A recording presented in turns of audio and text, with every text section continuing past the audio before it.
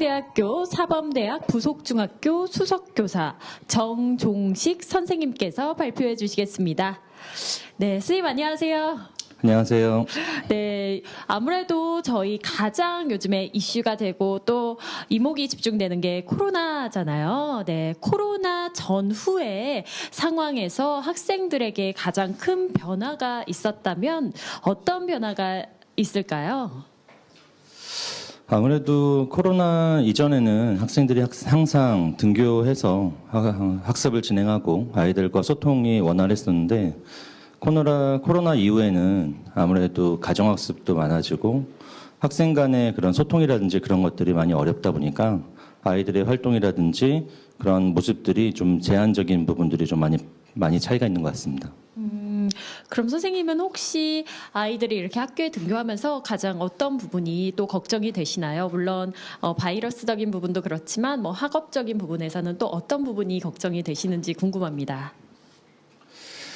아무래도 아까 좀 전에 말씀드린 것처럼 소통이 많이 어렵다 보니까 그건 학생 간의 소통도 마찬가지고 교사와 학생 간의 소통도 예전과는 같지 않거든요. 아무리 노력을 한다 하더라도 그러다 보니까 결국은 학생들의 학습 결손이라든지 그런 부분들에 대해서 적극적으로 진단하고 함께하는 시간들이 약간 좀 부족한 부분들이 있지 않을까라고 하는 부분이 가장 우려가 되는 지점이라고 생각합니다.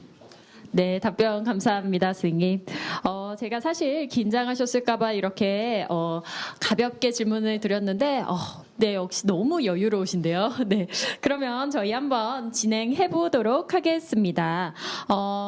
저희 세 번째 발표를 맡은 AI 데이터 리터러시 모델 학교 운영 사례에 대한 발표를 시작하겠습니다. 안녕하세요. 좀 전에 소개받은 중앙대 부속중학교 수학 교사 정종식입니다. 이 순서가 좀 잘못된 것 같아요. 김도현 선생님이 맨 마지막에 하시고 제가 앞에 했어야 되는데 굉장히 발표를 보면서 굉장히 한탄을 했습니다. 지금부터 제가 말씀드릴 거는 좀 전에 보셨던 것처럼 그렇게 즐겁거나 재미있는 그런 장면들이 거의 나오지 않아서요. 여기에서는 모델 학교는 AI란 말이 붙어 있긴 하지만 사실은 통계적인 수학에서 다루는 통계적 사고에 대한 그런 학교라고 보시면 됩니다. 그래서 교육부에서 시도교육청과 해서 공모를 하고 지원을 하고 있는 그런 사업이죠. 통계적 소양을 기르기 위한이라고 하는 표현이 사실은 굉장히 중요한 부분인데 학교 현장에서 많이 놓치고 있는 부분이기도 해요. 학교 현장에서 수학에서 통계를 다루고 있긴 하지만 통계를 학습적인 측면으로 다루는 경우가 많이 있거든요.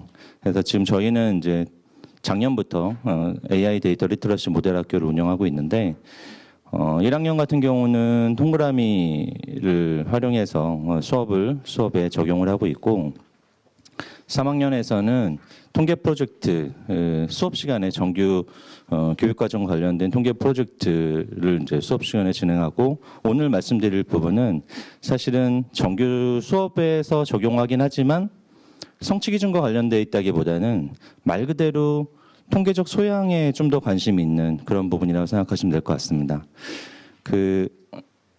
먼저 지금 현재 상황에 대해서 조금 한번 짚어볼 필요가 있을 것 같은데요. 좀 전에 말씀드린 것처럼 중학교에서 다루는 통계 수업은 통계에 관한 용어나 개념 이해가 중심이에요. 그래서 실생활 중심의 통계를 분석하거나 활용하는 데는 좀 한계가 있고요. 그다음에 통계를 통계답게 바라보고 활용할 수 있으려면 비판적 사고가 굉장히 필요한데 그런 것들이 좀 아이들한테 길러지기에는 좀 미흡한 부분이 없지 않아 있습니다. 그러다 보니까 정규 교육과정 내에서는 학생들이 학교에서 배운 지식과 경험을 바탕으로 해서 융합적이고 창의적인 사고를 수행하면서 과제를 해결해 나가는 기회를 주기가 굉장히 제한적인 그런 상황입니다. 또한 저희가 이제 이 데이터 리터러시 모델 학교를 지원을 할 때 같이 이제 고민했던 부분인데 3학년 지금 현재 상황이거든요. 3학년 학생들이 내신 산출이 다 완료된 다음에 거의 한 2달 정도의 시간이 남아 있는데 그 시간 동안에 무의미하게 시간이 보내지는 그런 경우가 되게 많이 있어요. 그래서 항상 이 프로그램을 어떻게 운영할까에 대한 고민을 많이 하고 있었는데 여기에 적합한 것이 통계가 아닐까 그런 생각이 좀 들면서 조금은 이런 통계 관련이든 뭐 이전에 있었던 점핑학교나 나눔학교 같은 점핑학교는 지금도 있지만 그런 사업들이 항상 처음에 추진되고 지원될 때도 있지만 어느 시기가 되면 이게 일몰 사업이 돼서 예산이 끊기고 학교에서 자생적으로 운영할 수 있게끔 그런 게 좀 뭐랄까요 그런 것들 유도하는 그런 측면들이 있는데 그러다 보니까 조금 학교에서 이제 앞으로 저희 학교에서는 계속 이 프로그램을 꼭 이 지원이 끊긴다 하더라도 계속적으로 운영할 수 있는 그런 프로그램에 대한 모색이 좀 필요하다라는 그런 공감대가 형성돼서 이거 정착화하는 그런 방안으로 생각하고 있습니다. 그 하나의 결과물인데요. 이 결과물 영상이 지금 나가고 있는데 작년에 소리가 안 들리네요. 네, 소리가 안 들리는 거죠. 그 학생이 발표하는 지금 맨 마지막 과제물에 대한 겁니다. 그래서 탐구 보고서에 대한 건데 한번 보시고 그 다음 얘기 이어갈 수 있도록 하겠습니다.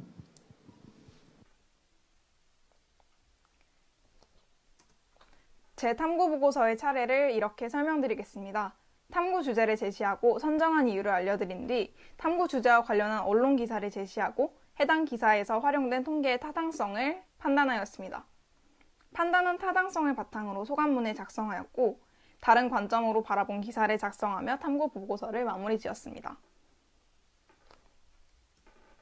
첫 번째와 두 번째 차례 주제 제시 및 기사 제시입니다.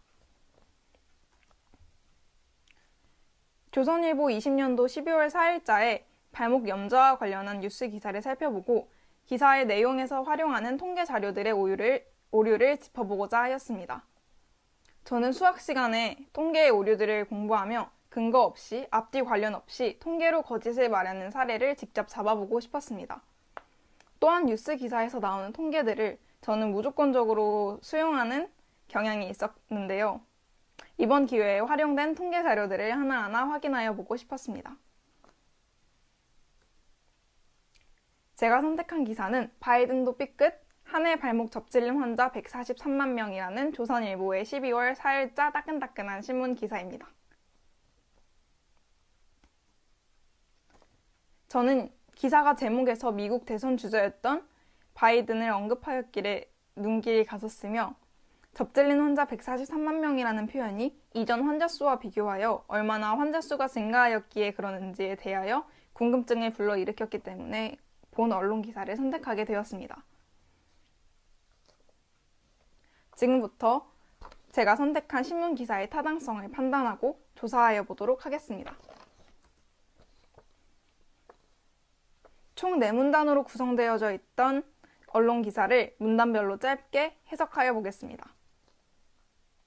발목 염좌 환자 수가 해마다 증가하여 15년 대비 19년도에 129만 명에서 143만 명으로 증가하였으며 코로나로 인하여 등산 인구가 20% 증가해 발목을 접질리는 일이 잦아졌다고 하네요.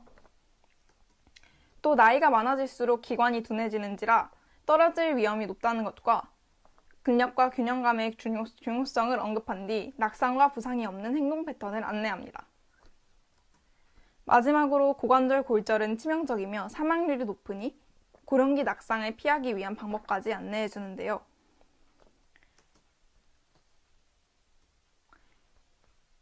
이렇게 언론 기사의 전문을 해석해 보았습니다. 여기서 표시된 4개의 부분은 모두 통계가 활용된 부분이며 이 각각 이 부분들의 적절성을 판단해 보고 어느 부분에서 오류가 발생하였는지 판단해 보도록 하겠습니다. 첫 번째, 15년 대비 발목 염좌 환자 수를 다룬 통계입니다.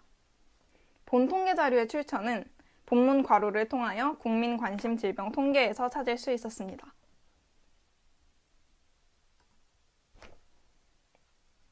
저는 여기에서 통계 자료를 15년도와 19년도를 비교한 것이 적절하지 않다고 생각합니다. 극적인 숫자 비교를 위하고 해마다 증가한다는 표현의 설명을 보완하기 위해서 선택적으로 자료를 활용하였기 때문입니다. 우측 하단의 표를 보시면 국민관심질병 통계의 발목 염좌 환자 수 추이 그래프입니다. 해마다 증가한다는 신문 기사의 표현과는 다르게 2016년도에서는 2017년도는 환자 수가 하향을 띠고 있지요. 2016년도에서 2017년도로 변할 때 환자 수는 하향을 띠고 있습니다. 또한 129만 명에서 144만 명으로 환자 수가 증가하였다는 표현에서 조금 더 극적인 숫자 비교를 위해서 선택적 자료를 활용한 것임을 알 수 있습니다. 두 번째로는 등산 갔다가 하산할 때 체력이 떨어져 발목을 접질리는 일이 많다라는 표현이 부적절하다는 것입니다. 정확한 근거 없이 등산 인구의 증가를 근거로 발목 염좌 환자 수가 증가한다는 표현이 적절하지 않다고 저는 생각을 하였고, 직접적인 자료를 확인하기 위해서 행정안전부의 재난연간 등산사고 발생 건수와 코시스 국가통계포털의 등산객 정보를 확인하여 수치를 확인하였습니다. 하단의 표에서 빨간색 표시된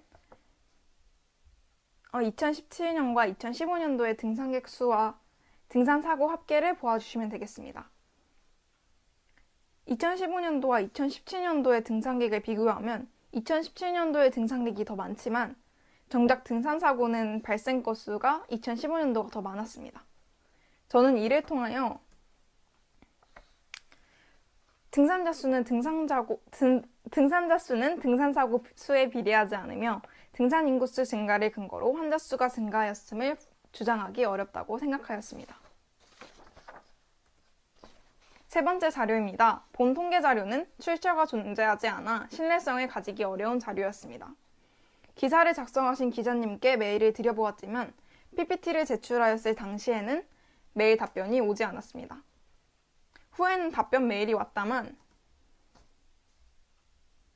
답변에도 하버드 의대가 소개한 책자에 출처 없이 언급된 내용이라고만 출처를 밝혀주셨습니다. 결론적으로는 출처가 없는 거죠. 개인적으로 하나의 발언을 할 때에도 제대로 된 근거임을 당당하게 내세우기 위해서는 출처를 명확하게 밝히는 것이 중요하다고 생각합니다. 마지막 네 번째 통계도 마찬가지로 통계 자료의 출처가 존재하지 않았으나 관련 통계 자료를 뒤지니 대한골대사학회의 연구 보고서임을 알 수 있었습니다.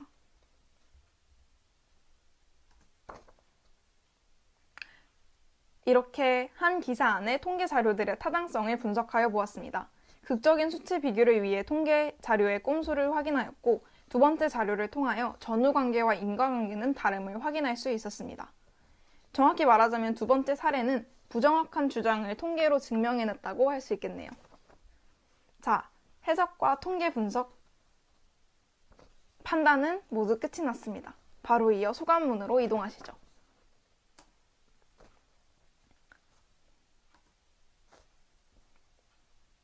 조금 글밥인 설명문을 핵심만 짚자면 이번 통계자료 프로젝트를 진행하며 출처의 중요성에 대해 다시 한 번 더 생각하게 되었다는 계기가 되었다는 것입니다.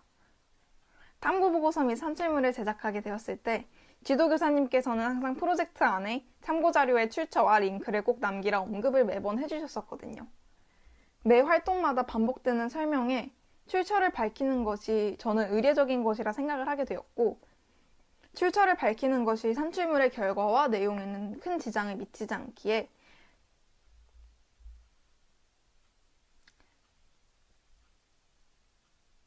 출처를 표기하는 것에 큰 관심을 두지 않았고 중요성도 느끼지 못했습니다. 하지만 이번 활동을 통하여 기사를 해석해보고 그 내용에서 사용된 통계 자료의 타당성을 가리는 과정 중 출처를 표시하는 것이 꼭 의례적인 것도 누구 하나를 위한 것도 아니라는 것입니다. 출처가 없어 불편한 상황에 직면하여 보니 근거에 대한 출처 포기가 얼마나 중요한지 머리로 전달받는 것보다 더욱 확실하게 깨닫게 되었습니다. 번외로 신문기사를 다른 관점으로 재구성하여 보았습니다. 이렇게 재구성을 하였으며 표시된 부분이 표현이 수정된 부분입니다. 텍스트만 보시자면 이렇게 되겠네요.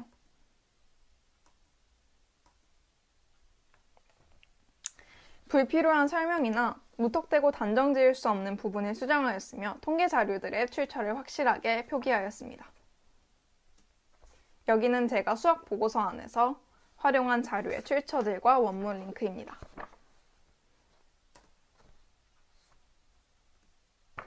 이렇게 2020년도 통계 프로젝트 마지막 과제를 마치도록 하겠습니다.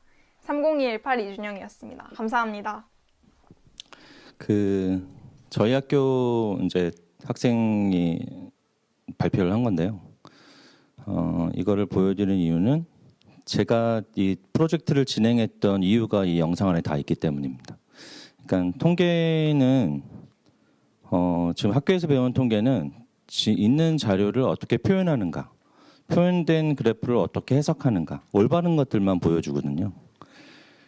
그런데 아이들이 사회에 나갔을 때는 통계 그래프나 그런 수치들, 그런 값들을 지금 여기에 영상 안에서도 볼 수 있듯이 선택적으로 활용하거나 아니면은 극대화시키거나 뭐 이런 것들, 이런 사례들이 굉장히 많은 거죠. 근데 통계 자체가 틀린 게 아니라 통계를 어떤 목적하에 선택적으로 활용한다는 점이 상대방으로 하여금 오해를 불러일으키거나 내 주장을 뒷받침할 근거는 낼 수 있겠지만 그게 잘못됐다는 그런 판단을 그거를 보는 사람이 할 수 있어야 되는데 그런 경험이 한 번도 없는 거예요. 그냥 늘 수치화돼서 나오는 것들은 다 믿게 되는 거죠. 근데 수치가 나왔을 때 이 수치가 타당한가를 좀 들여다봐야 그 사람의 그런 의도 이런 것들이 그냥 주장에 뒷받침하는 통계가 아니라 제대로 쓰였는지를 좀 들여다볼 수 있고 그것을 바탕으로 올바른 판단을 할 수 있는 그런 능력이 키워지는 거죠. 근데 이런 것들을 아이들이 할 수 있도록 하는 그런 경험은 앞에서 말씀드린 것처럼 교육과정에서 하기엔 좀 어렵습니다. 그래서 저는 이게 1학년의, 중학교 1학년의 통계 시간에 하기에는 아이들의 학령이 좀 낮고요. 또 시기도 좀 자유학기제여서 1시간을 선택 프로그램을 시간을 내어주고 하기 때문에 시간이 좀 빠듯한 게 현실이거든요. 근데 3학년 같은 경우는 이제 학령이 조금 차고 중학교에서는 이제 고등학교를 올라가는 그런 정도의 학생들이기 때문에 좀 어느 정도의 그런 시각들이 생기고 또 요 기간, 2달이라는 요 기간을 어떻게 활용할 것인가에 있어서 굉장히 효과적으로 아이들에게 하고 싶은 얘기들을 아이들이 좀 실제로 경험할 수 있게끔 하는데 유용하다고 생각을 했습니다. 그런데 이런 것들을 요 과제를만을 딱 던지면 아이들은 하지 못합니다. 그러면 이거를 할 수 있게끔 하기 위해서 어떠한 절차를 밟아가야 되거든요. 근데 그 절차가 굉장히 복잡하거나 아니면 선생님들이 너무 힘들면 또 하기 좀 어려운 거죠. 그래서 이 절차를 좀 단순화시키고 선생님들도 좀 하기에 용이하게끔 구성하고 또 예산이라든지 그런 부분들도 크게 들어가지 않게끔 어떻게 구성할 수 있을까. 예산 들어가는 부분들은 올해 사업을 진행하면서 충분히 구입해두고 계속적으로 활용할 수 있는 그런 방안들을 모색한 사례를 말씀드리겠습니다.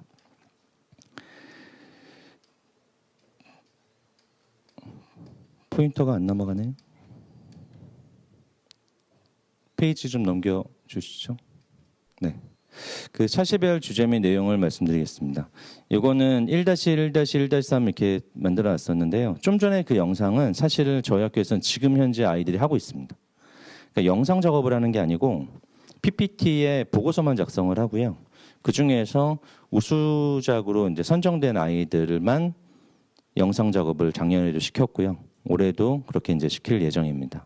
그러면 그거를 올해 이제 후배들한테 수업을 하기 전에, 고수업을 하기 전에 사례로 이제 틀어주는 그 용도로 이제 사실은 이걸 찍었던 건데 선생님들 앞에서 이제 보여드리게 됐습니다. 그 차시별 주제 및 내용 요 측면은 첫 번째 주제는 생활수기 공모전이 있어요. 통계청에 이제 유튜브에 보면 검색하면 많이 나오는데요.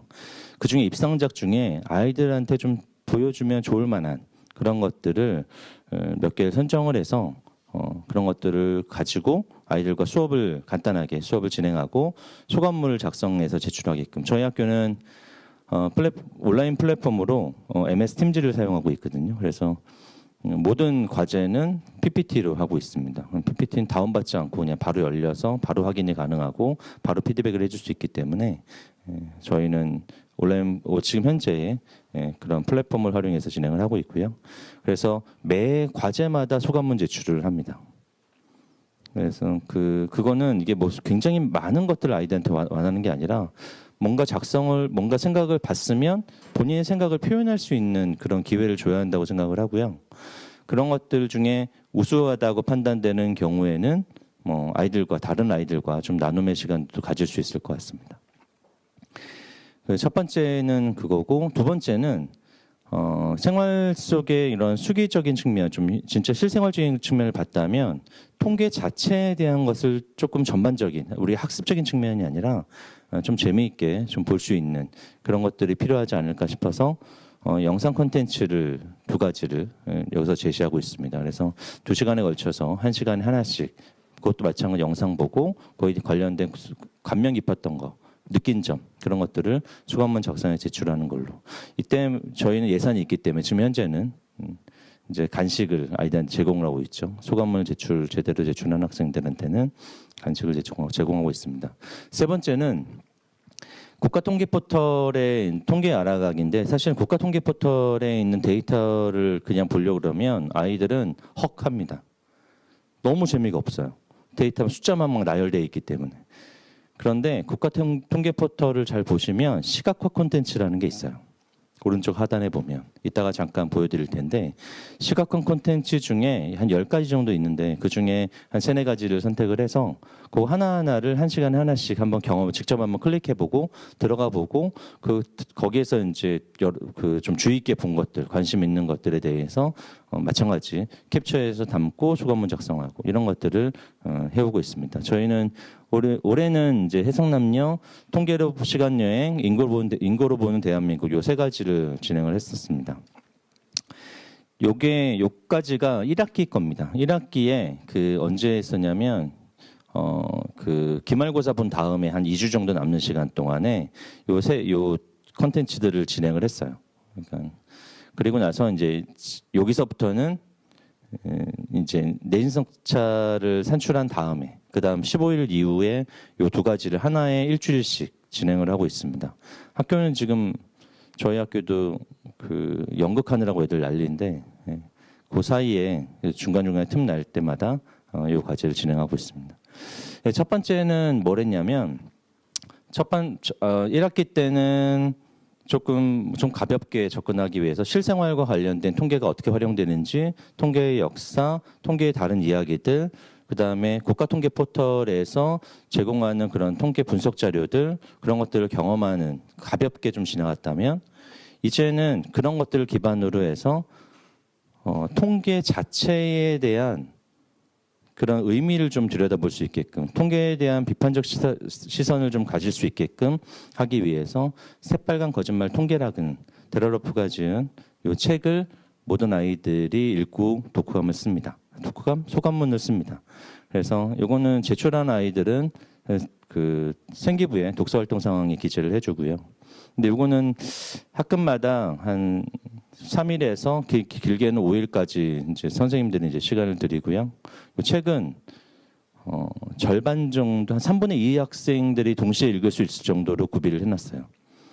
이게 이제 예산으로 썼던 가장 큰 게 요거였거든요.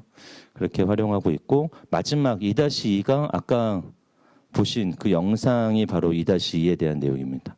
그러니까 2-1까지는 지금 지난주까지 끝났고요. 2-2가 지금 이번 주에 진행하고 있어서 부득이하게 그 영상은 작년에 발표했던 학생 걸로 말씀을 드렸는데 이것을 매년 연도를 바꿔가면서 연도 제한을 좀 줬습니다. 언론 기사에 있는 내용을 아이들이 찾아갖고 하는데 올해는 2021년도 것만. 그럼 내년에는 2022년도 것만 쓸 거 아니에요, 그죠? 그러니까 매년 활용할 수 있게. 선생님들이 조금 더 그 적극적으로 좀 하실 수 있게 하려면 이런 것들도 필요하다고 생각을 해서 그렇게 이제 진행을 하고 있습니다. 이렇게 해서 보고서를 작성한 것을 심사해서 그 중에서 이제 시상도 하고 그 최우수작이라고 판단되는 것들은 영상을 찍어서 제출하게끔 그렇게 이제 진행을 했습니다. 올해도 그렇게 할 예정이고요. 그래서 순서들을 하나씩 그냥 좀 자세히 들여다보면 가볍게 이제 보는 그런 부분인데요. 아까 말씀드린 것처럼 공모작, 시상, 입상작의 3가지가 이제 컨텐츠가 있는데 그 중에 하나만 보겠습니다. 잠깐만 보고 지나갈 건데요. 그다음에 통계로 논리를 잡아라라고 하는 영상은 통계교육원에 탑재가 돼 있었던 그런 영상입니다.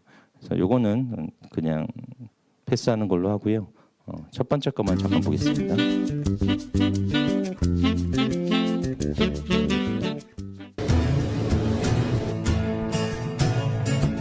제가 경영하는데 굉장히 어려움이 한 1년 정도 하다 보니까 어려움이 많았었어요.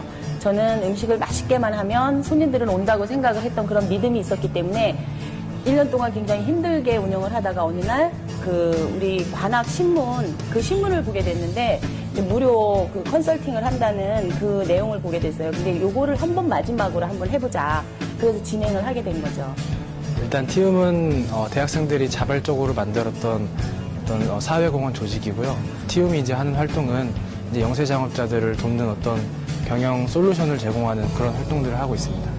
고향삼계탕이 오픈한 지는 얼마 안 돼서 외관상으로 봤을 때는 뭐 인테리어라든지 이런 부분이 굉장히 자리도 그렇고 굉장히 좋았어요. 근데 매출 부분이 안 나온다는 얘기를 듣고 실질적으로 어떤 문제가 있는지는 현장에 갔을 때 보이지는 않았거든요. 저희가 이제 직접 가서 사장님하고 얘기도 해보고 여기는 뭐 또 설문조사라든지 또 다양한 뭐 통계청 자료를 활용해서 이렇게 문제들을 그런 사안들을 분석해 보니까 눈에 보이지 않는 문제점들이 이렇게 나오게 되더라고요. 삼계탕이라는 메뉴가 사실 즐겨 먹는 메뉴는 아니잖아요. 그렇다 보니까 일단은 메뉴 개발이 가장 큰 이제 최선의 방법이라고 생각을 했습니다. 그래서 저희가 통계청에서 이렇게 제공한 어떤 인구 조사라든지 이런 거를 분석을 해보니까 그 고향삼계탕 주변에는 되게 젊은 층의 부부라든지 아니면 이제 1세대 가구들이 많이 살고 있었습니다. 그래서 그들의 입맛에 맞는 어떤 메뉴들을 개발을 하면 매출을 올리는데 충분히 크게 기여할 수 있을 거라고 저희 생각을 해서 그래서 사장님하고 논의한 결과 이제 뭐 추어탕이라든지 뭐 닭 매운탕 좀 이런 그런 메뉴들을 좀 개발을 해서 손님들을 좀 많이 끌 수 있도록 이렇게 제안을 했습니다. 자, 이런 내용들로 구성되어 있습니다. 이런 소개들이 꽤 많이 있습니다. 그래서 선생님들이 보시고 이거는 좀 소개해 주면 좋겠다라고 하는 것들을 선택해 줄 수 있을 것 같고요. 이런 식으로 여기 하나당 한 학생이라고 생각하시면 돼요. 그래서 어떤 콘텐츠 중에 요거를 3가지를 같이 수업 시간에 1시간 동안에 짧은 영상이라서 3가지를 보여줬기 때문에 그 중에서 가장 감명 깊었던, 뭐 자세히 봤던 그런 것에 대해서 본인의 소감을 쓰게끔 하는 그런 그 내용이었는데, 그래서 그 중에 첫 번째가 이제 닭 한 마리 통계 한 그릇, 좀 전에 보셨던 게 그건데, 그거에 대한 느낀 점을 쓴 아이고요. 2번째 영상은 뭐 보진 않겠지만, 통계로 만든 우리 가게의 제2의 전성기라고 하는 거는 자녀와의 얘기예요. 어떤 자녀가 부모님의 그런 가게에 대한 것을 진행했던. 그래서 그걸 보고 감명 깊었다고 생각하는 학생이고, 3번째는 통계로 튀기는 치킨이라고 하는 그런 컨텐츠를 보고 느꼈던 아이의 그런 사례입니다. 그러니까 이런 것들이 뭐라 할까요? 그냥 가벼운 영상이지만 통계가 정말로 일상생활에 사용될 수 있구나. 이런 식으로 쓰일 수 있구나. 이렇게 활용될 수 있구나를 좀 직접적으로 느낄 수 있는, 저희가 교사 입장에서 통계는 정말로 중요해. 통계는 정말로 잘 활용돼. 이렇게 계속 말을 한다고 해서 아이들이 인지가 되는 것은 아니잖아요. 그래서 이런 영상들을 잘 활용하는 것도 굉장히 좋은 그런 방법이라고 생각을 합니다. 그래서 통계청에서 하는 그런 사업들 중에 이러한 사업들, 그런 것들도 잘 활용하면 좋을 것 같습니다. 그래서 첫 번째 시간에는 이렇게 이제 문을 여는 거죠. 문을 열고, 그 다음에 이제 세상을 바꾸는 통계라고 해서 2번째 시간에는 통계에 대한 그 조금 전반적인 통계에 대한 역사라든지 이런 것들을 다 짚어주는 박경미 위원님이 당시 이제 홍대 교수일 때 찍었던 YTN 사이언스 영상인데요. 이 영상이 전반적인 것들을 잘 얘기하고 있어요. 그래서 이 영상을 중간중간에 이제 이거는 쭉 틀어준다기보다는 중간중간에 끊어가면서 아이들과 얘기하고 다시 틀고 뭐 이런 식으로 보통 이제 수업을 할 땐 진행을 하는데요. 요거는 보지는 않겠습니다. 그래서 그리고 그 다음에는 잠깐 보실 텐데, 예, 안녕하세요, 조승현입니다. 오늘 조승현의 당구 생활에서는 왕이 되려는 자 이것을 꼭 배워야 된다라는 주제로 얘기를 해보겠습니다. 아마 우리가 어렸을 때 여러 가지 역사책을 읽으면서 내가 알렉산더 대왕이 될 수 있을까, 또는 내가 루이 14세가 될 수 있을까, 뭐 이런 상상은 누구나 해봤을 거라고 생각이 돼요. 근데 실제로 이제 왕이 되기 위해서 왕들은 어렸을 때부터 여러 가지를 교육을 받죠. 그런 여러 가지 교육 과정 중에서 오늘날까지 남아있는 딱 한 가지 과정이 국가통치법이라는 제목을 가지고 있는 과목이 있어요. 근데 이거는 놀랍게도 오늘날 정치학이 아니라 오늘날 정치와 굉장히 거리가 멀다고 생각되는 통계학입니다. 이 통계학을 영어로 statistics라고 부르는데, 이 statistic의 앞부분을 보면은 영어로 국가를 뜻하는 state하고 발음이 굉장히 비슷합니다. 실제로 이 단어의 어원은 이탈리아로 돌아간다 그래요. 이탈리아의 중세기에는 여러 도시국가들이 있었죠. 그 도시국가들에서 새로운 통치 기술을 가진 사람들이 군주를 찾아다니면서 구직 활동을 했다고 합니다. 뭐 우리 동양의 역사에도 보면은 뭐 춘추전국 시대 공자 같은 사람들이 여러 군주를 찾아다니면서 새로운 통치 이념을 갖다가 실천하려고 했던 것과 비슷한 맥락이라고 생각하면 될 것 같아요. 이탈리아에서 이제 대표적인 예로 니콜로 마키아벨리 같은 사람이 있습니다. 네, 이런 식으로 이제 영상이 있는데요. 이거에도 마찬가지 아이들이 영상을 봤으면 한번 생각해 보게끔 하는 그런 기회들을 제공을 했었고요. 이건 1시간에 하나 정도 보고 아이들과 소통하고 그다음에 소감문 쓰고 이렇게 가볍게 진행을 했습니다. 세 번째가 이제 국가 통계 포털에 들어가서 이제 직접 한번 통계 자체 자료가 어떻게 활용되는지를 한번 경험해 보게끔 하고 싶었어요. 네, 국가 통계 포털을 안내해주고 싶었는데 그 데이터를 보여주기에는 아이들한테 거리감만 생기지 좀 가까이 가기 어렵겠더라고요. 그래서 거기에 통계 시각화 콘텐츠 중에 아이들이 그래도 가장 관심 있게 볼 만한 것으로 제가 선택했던 게 해성남녀입니다. 남녀에 대한 얘기예요. 남녀는 다르다 얘기하는데 뭐가 다른지를 좀 들여다볼 수 있는, 여기에 보면 건강, 결혼, 가정, 경제활동, 양성평등 이런 것들이 꼭지별로 있고요. 그거 안에 들어가면 기대 수명이라든지 흡연이라든지 스트레스라든지 이런 세부적인 내용들에 대한 통계가 나와 있습니다. 그래서 여기에 남자와 여자 어떻게 다른지, 또 성인 남녀와 청소년 남녀가 어떻게 다른지, 의식에 대한 그런 차이들, 그런 것들을 아이들이 좀 들여다볼 수 있는 그런 그 컨텐츠고요. 그 컨텐츠마다 뭐가 나오냐면 사실은 통계표 보기가 있어요. 그래서 그걸 클릭하면 원데이터가 나옵니다. 아이들한테 처음부터 그걸 제시하면 보지 않을 아이들이 이것에 나온 근거로서 통계 데이터를 국가 통계 포털에 있는 그 데이터들을 보면 이 자료를 갖고 얘가 이렇게 만들어졌구나라고 하는 것들을 좀 볼 수 있는 거죠.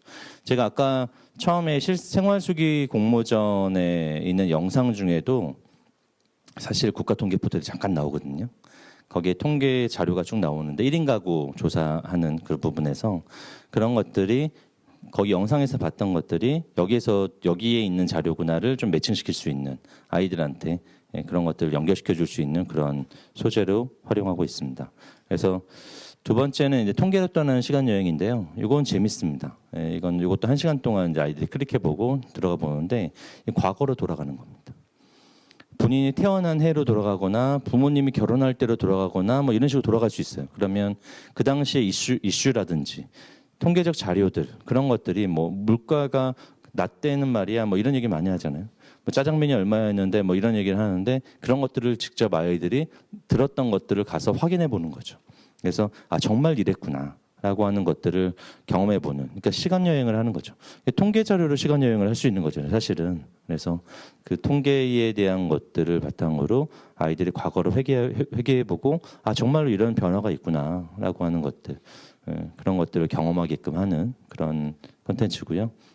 그다음 세 번째는 가장 통계에서 가장 이슈가 많이 되는 것이 인구죠. 그래서 얘는 인구만 가지고 통계를 얘기하고 있습니다. 그래서 여기에 있는 여러 가지 데이터들을 바탕으로 해서 미래를 예측해 보기도 하고 그런 것들의 변화가 인구의 변화가 어떻게 되는지를 한번 들여다볼 수 있는 조금씩 처음에 조금 가벼운 소재부터 조금씩 의미 있는 우리가 통계적으로 해야 되는 방향성들을 좀 제시해가는 쪽으로 통계 시각화 콘텐츠를 아이들한테 제공해 보려고 노력을 했습니다. 그래서 이런 것들도 아이들이 직접 클릭해보고 들어가 보는 게 중요한 거기 때문에 그런 원격 상황에서는 직접 들어가 보게끔 하고 등교 상황에서도 노트북을 다 줬어요.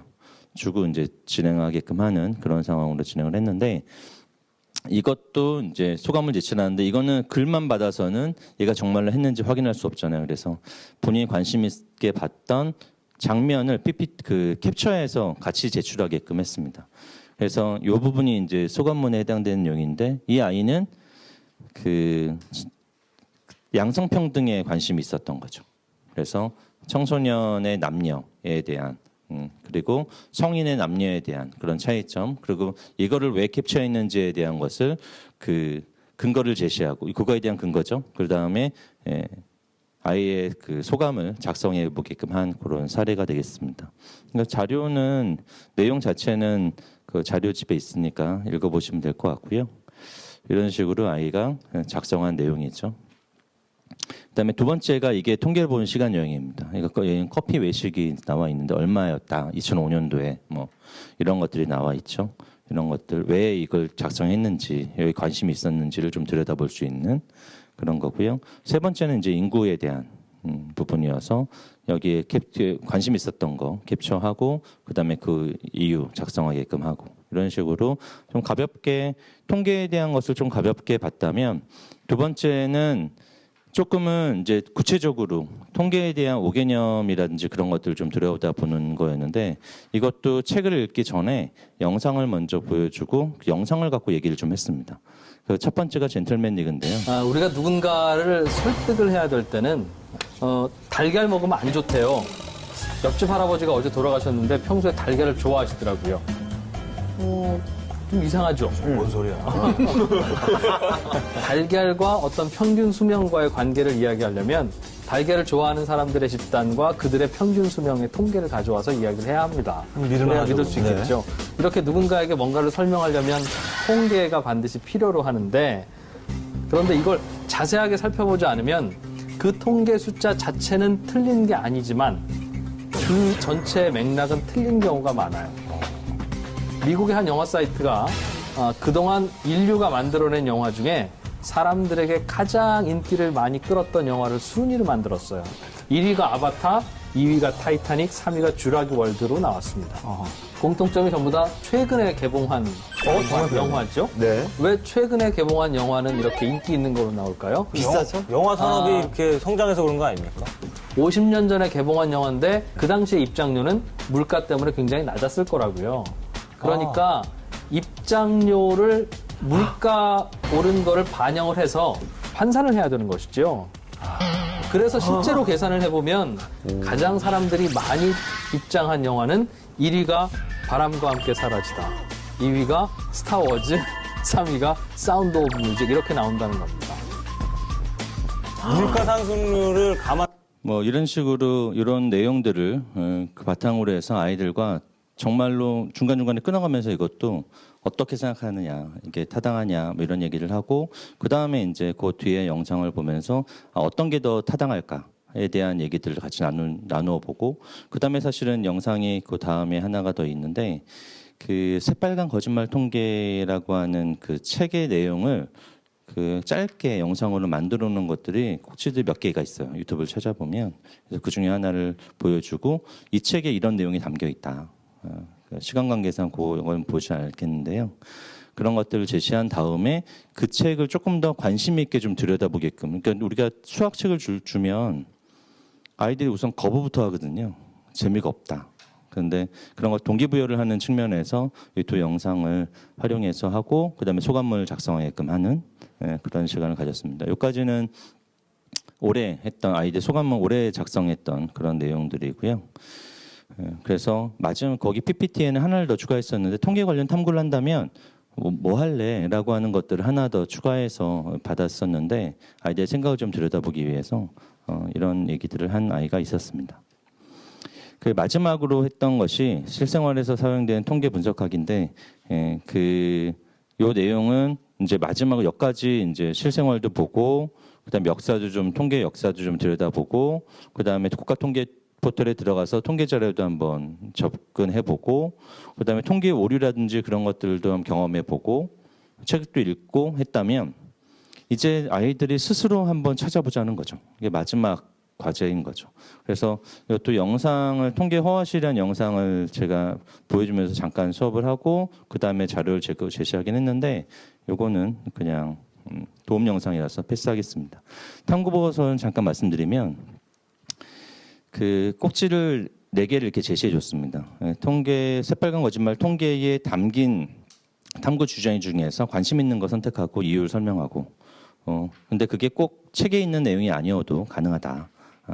그다음에 선택한 탐구 주제와 관련된 통계를 기반으로 작성된 언론 기사를 검색해 보자. 근데 단 올해 2021년도에 게시된 거에 한한다. 그다음에 기사의 통계 자료의 근거를 조사하고 옳고 그름 판단해보고 그다음에 소감문 작성하고 이게 기본이고 아까 저희 학교 학생의 영상에 있었던 게 다른 관점으로 기사 작성하기가 번외로 있었잖아요. 요거는 추가 선택사항으로 제가 넣어놨습니다. 그래서 올해 보고서 제출 기간은 이번 주 일요일 자정까지로 되어 있고요. 이것을 가지고 아이들한테는 이렇게 이제 상품권을 걸었던 거죠. 물론 이만큼 선발되지 않습니다. 이만큼 선발되진 않으나 이렇게 제시해 놓고 아이들한테 동기부여 차원에서 이게 좀 소감문하고는 좀 다르죠. 이게 덩어리가 좀 커요. 그래서 아이들 시간도 많이 투자가 필요하고 그래서 동기부여 차원에서 이렇게 제시를 했습니다. 그래서 그 좀 전에 이것을 하나를 더 말씀드리면 이거는 꼭지가 4개가 있는데 채점 기준을 다 이렇게 루브릭을 만들어 갖고 같이 제시해 줬습니다. 그 과제에 제시해 줬는데 첫 번째 10점, 두 번째 10점, 세 번째 게 덩어리가 제일 크잖아요. 걔는 20점. 그다음에 소감문 작성 10점. 그다음에 번외로 기사 작성하는 것은 가산점 10점. 그래서 최종 50점 만점으로 아이들한테 제시를 했고요. 만약에 가산점을 제외하고 나머지 45점 받은 학생이 있는데 가산점을 7점을 맞았으면 그 아이는 그냥 50점인 거죠. 52점이 아니고 그런 식으로 아이들한테 안내하고 진행하고 있습니다. 그래서 이 결과물이 아까 처음에 보셨던 그 영상이라고 생각하시면 될 것 같아요. 이런 식으로 진행을 하고 있고 예산이 그래서 내년도에 예산이 없고 저희가 그 사업에 신청하지 않는다 하더라도 그래도 저희는 이 프로그램을 이제 앞으로 계속 가져갈 생각이고요. 학교 그 평가계획 수립할 때 거기 교육과정에 아예 넣어서 그렇게 진행을 올해도 그렇게 했고 내년에도 그렇게 할 예정입니다. 제 발표는 이걸로 마치겠습니다. 감사합니다.